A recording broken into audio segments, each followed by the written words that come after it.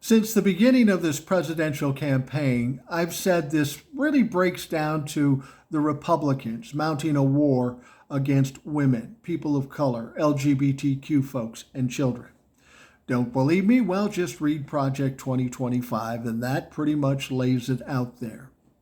Kamala Harris is the Democratic nominee for the presidency in November, and I've said about her she is the right person in the right place at the right time. And the reason I say that is, given the war that the Republicans are mounting, here we have a woman of color running for the presidency, a woman of color who supports abortion rights and LGBTQ folks. She's the right person at the right time. She's smart, she's articulate, she's tough, she's substantive, and she will win in November. Now, she's just picked Tim Walz, governor from Minnesota, as her VP nominee. And I will say the same thing about him. He is the right man in the right place at the right time to be vice president come November 5th. And the reason I say that is this. While many red states are outlawing, banning abortion in their states, in the state of Minnesota, Tim Walz, as governor, was responsible for codifying abortion rights in the state of Minnesota. He was also the first Minnesota governor to appoint a black woman to the state Supreme Court.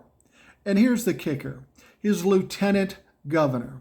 Now, when he leaves his role and becomes a vice presidential candidate, that lieutenant governor will become governor.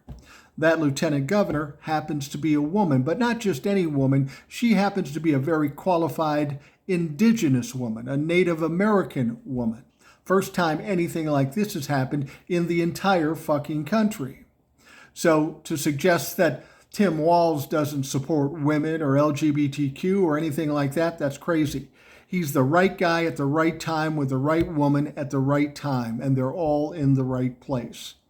This is a great situation for the Democrats.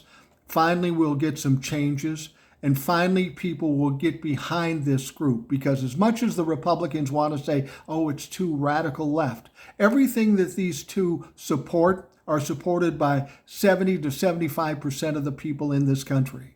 Isn't it like the Republicans? Oh, no, you don't like that, even though everybody does. They want to shove their agenda down your throat. Kamala and Tim Walz want to give you what you want and expect from your government.